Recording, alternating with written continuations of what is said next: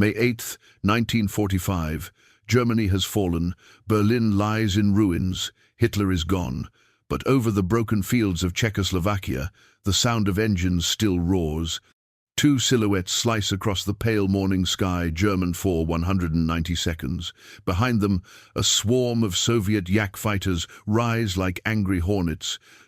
It's the final dogfight of the Luftwaffe, a battle fought hours after Germany's official surrender. No one watching that morning knew it yet, but they were witnessing the last flicker of a dying empire's air arm. A handful of young men, hungry, exhausted, and surrounded, still flying for a nation that no longer existed. This is the story of that final flight, of the men who refused to stop fighting, and of a sky that fell silent forever. Would you have flown, knowing the war was already lost? Let's find out. By 1945, the Luftwaffe was a ghost of its former self. What began in the 30s as the most advanced air force in the world had been crushed under the weight of total war. Fuel was gone, factories bombed, training schools destroyed. New recruits were boys, some barely 17, rushed into combat with barely 40 flight hours. Their instructors had been killed months earlier. In 1940, the Luftwaffe had ruled the skies over France. By 1945, it was fighting with the scraps of an empire. Every flight was a gamble, not against the enemy, but against fate. Allied fighters prowled the skies day and night. P-51 Mustangs strafed airfields before dawn. P-47 Thunderbolts hunted trains and convoys. The Luftwaffe no longer controlled the air, it merely survived in it. And yet, they still flew. Why? Because for many, flying was all they had ever known, because orders still came down, because pride refused to die.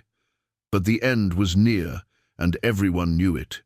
As Soviet armies stormed through Poland and into Czechoslovakia, the Luftwaffe's last operational wings scattered across crumbling airfields. Most were operating without radios, spare parts, or even proper command.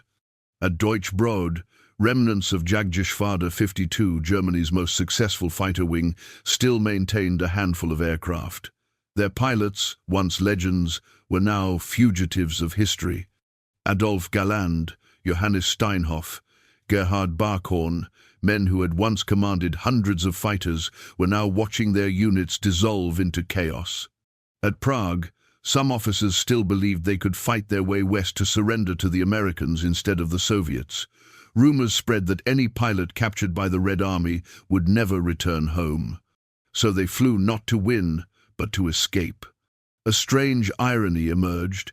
Some Luftwaffe squadrons were fighting against the Soviets, even after Germany's surrender, trying to reach Allied lines before being taken by the enemy they feared most. The war had ended on paper, but in the skies, no one had told them yet. If you were in that cockpit, would you have kept flying, or turned back and waited for capture? Even as Germany collapsed, it unveiled one last miracle of engineering, the Me-262, the world's first operational jet fighter, a machine decades ahead of its time. Powered by twin Junkers Jumo turbojets, it could reach 540 miles per hour, nearly 200 faster than any Allied piston engine plane. Its guns could tear through a B 17 inches seconds. Pilots who flew it said it felt like touching the future, but the future had arrived too late. The Me-262's engines were unreliable, its airfields constantly bombed, its pilots untrained. Hitler's obsession with turning it into a bomber delayed its deployment by months. When it finally entered combat, there were too few, too late. In April 1945, Me-262 seconds from WWII, 7 made one final sortie. They destroyed several Allied bombers and then ran out of fuel before they could land. By May, the surviving jets were hidden in forests, abandoned by their crews. Some were burned to prevent capture, others were simply left behind, engines still warm, as pilots fled on foot. The world's first jet fighter had changed nothing for the Reich, but everything for history. Because within those wrecks lay the blueprints of the next generation of flight. To understand the last Luftwaffe dogfight, you have to understand the men who fought it. By spring 1945, most Luftwaffe pilots no longer believed in victory. They flew for loyalty to their comrades, not their cause. Oberfeldwebel Wilhelm Schulte, 23 years old, had flown over 200 missions. He had lost his family in a bombing raid the previous year. For him, every sortie was personal. Lieutenant Karl-Heinz Ruff, barely 19, had never known peace. He joined the Luftwaffe as a boy, trained under aces who were now dead or missing. They weren't fighting for Hitler anymore. They were fighting because the sky was the only place they still felt alive.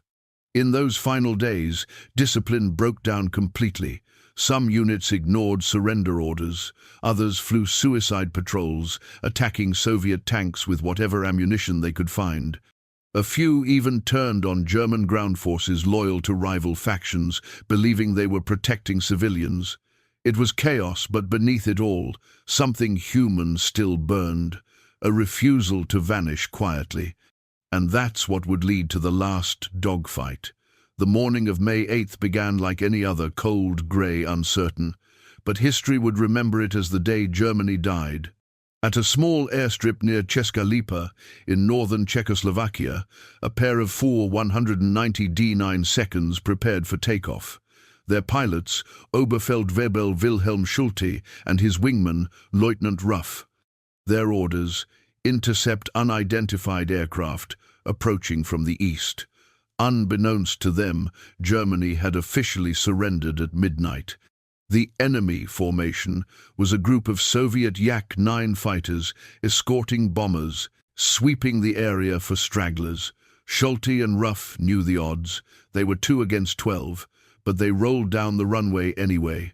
The Dora's engines screamed as they lifted into the sky one last time. From that moment, history condensed into minutes. A duel fought not for victory, but for remembrance. Schulte spotted the Yaks first.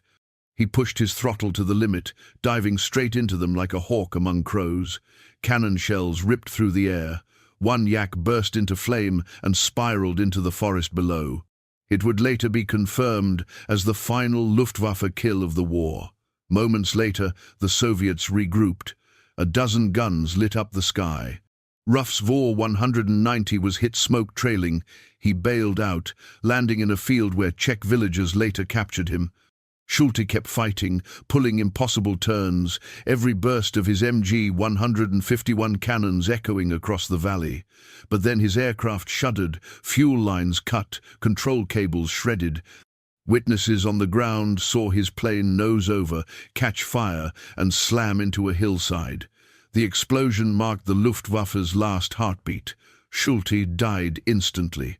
The time was 11:12 a.m. The same hour, across Europe, Allied generals were signing ceasefire documents. The war was officially over, a kill that meant nothing and everything. When Allied teams examined the wreckage days later, they were stunned. The Tele W190D9 was a masterpiece, refined, lethal, elegant. Even in ruin, it symbolized how advanced German engineering had become. Within weeks, captured Luftwaffe aircraft were shipped to Britain, the US, and the Soviet Union. From their blueprints came the Sabre, the Meteor, the MiG, the jets that would dominate the Cold War. The Luftwaffe had perished, but its technology shaped the future. And for the pilots who survived, their legacy was complicated. Some were tried. Others quietly joined new militaries decades later under NATO.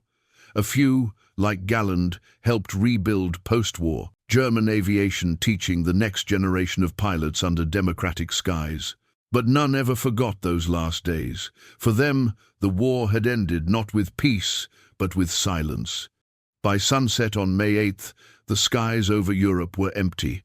No contrails, no gunfire, just the hum of wind over wreckage.